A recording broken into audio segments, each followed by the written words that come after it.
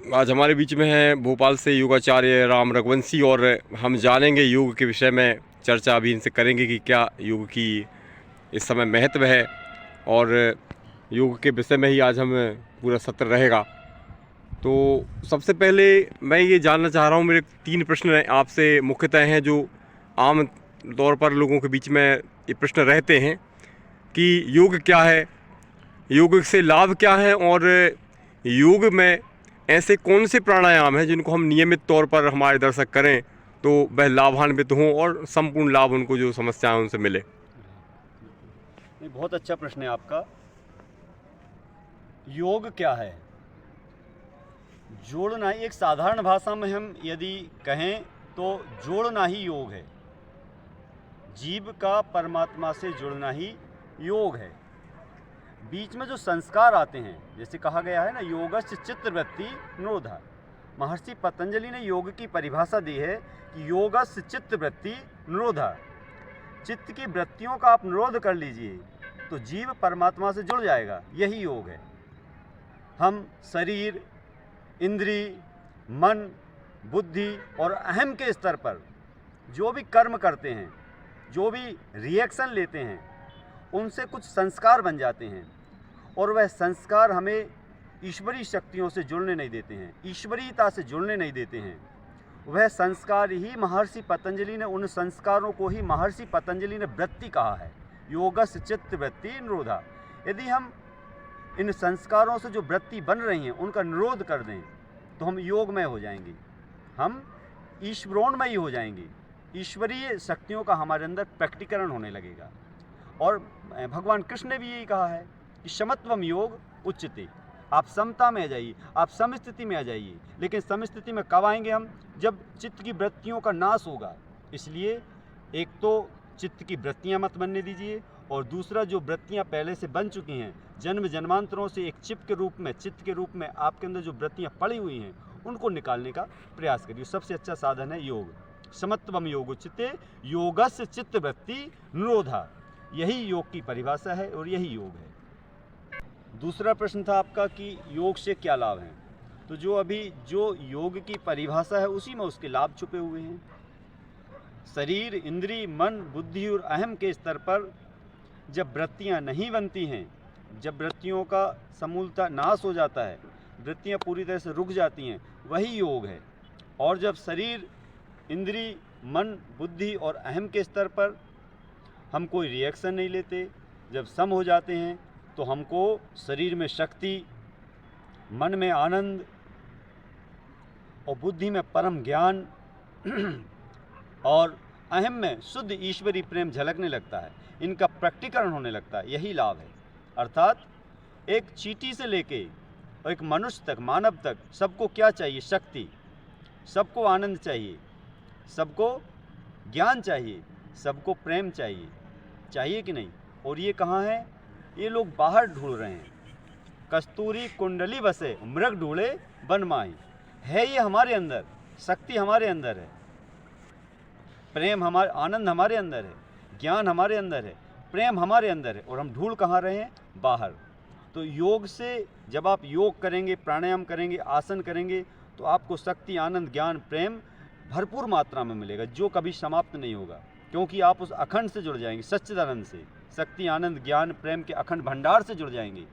तो यही हम सबको चाहिए, यही इसके लाभ हैं। जब इनसे आदमी जुड़ेगा तो रोग, दोष, व्याधियाँ, दैहिक, दैविक, भौतिक सभी प्रकार की व्याधियाँ तो वैसे ही नष्ट हो जाएंगी, क्योंकि हम उस सुप्रीम से जुड़ रहे हैं।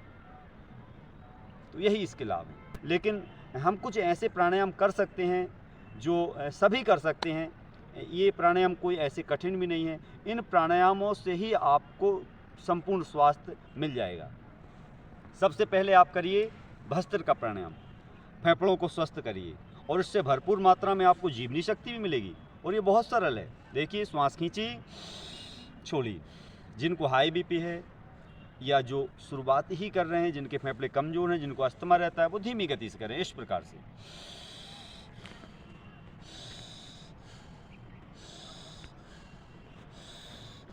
और जो पूरी तरह से स्वस्थ हैं, जो युवा हैं, वो तेज गति से करें।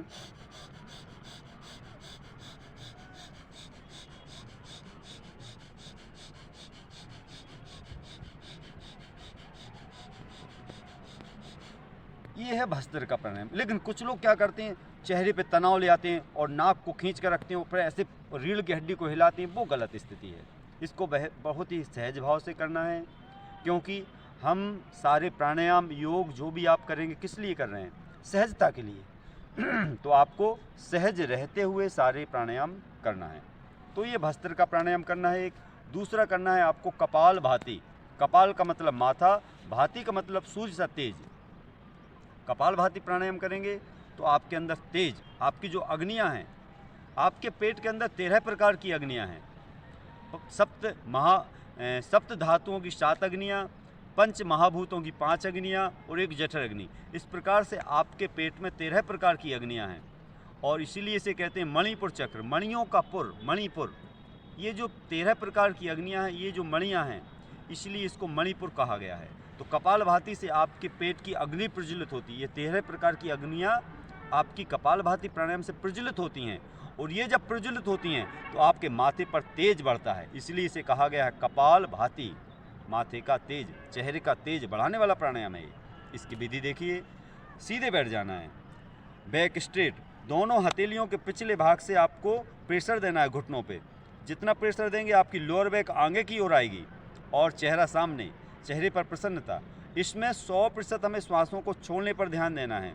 स्वाभाविक कुछ श्वास आपके अंदर चली जाएगी। तो देखिए अच्छे से इसकी विधि। चेहरे पर प्रसन्नता, बैक स्ट्रेट, दोनों हाथ घुटनों पर।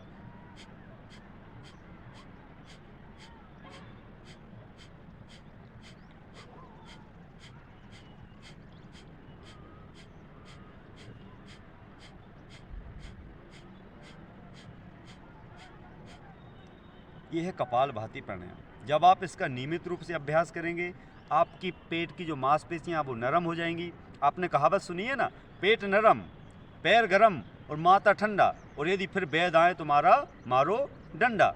वो कहावत सही है। पैर हमेशा गर्म रहने चाहिए, पेट हमेशा नरम रहना चाहिए, और माथा हमेशा ठंडा रहना चाहिए।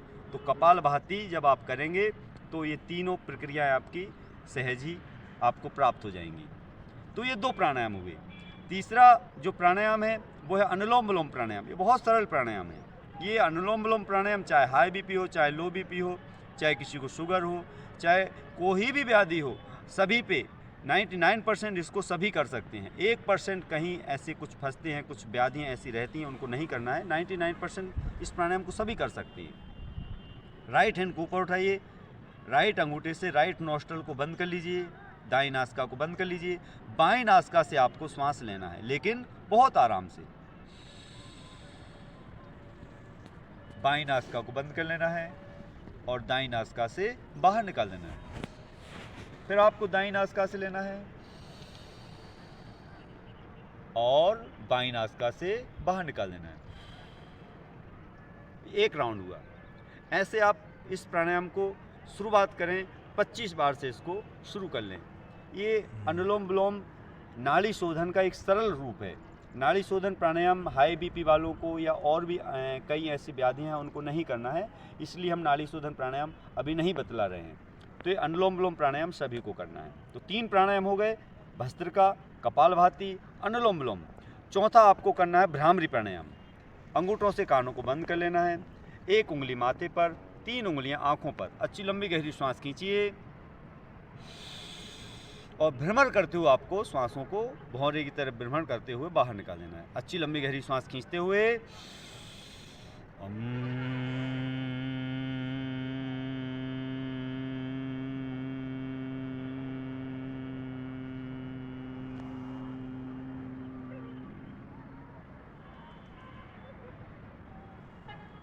इसको 3 बार से लेके 11 बार, 21 बार, 108 बार आप इसको कर सकते हैं।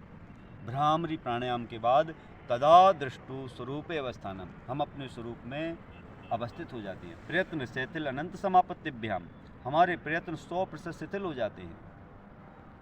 ततो द्वंद्वा अभिघाता, सभी प्रकार के द्वंद्वों से हम मुक्त हो जाते हैं।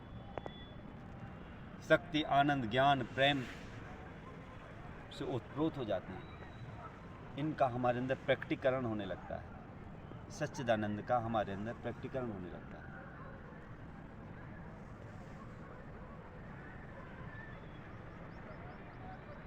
अंत में परमपिता परमेश्वर का मुख्य नाम ओम का स्मरण करते हुए, ओम का जाप करते हुए समापन करना है। श्वास खींचिए।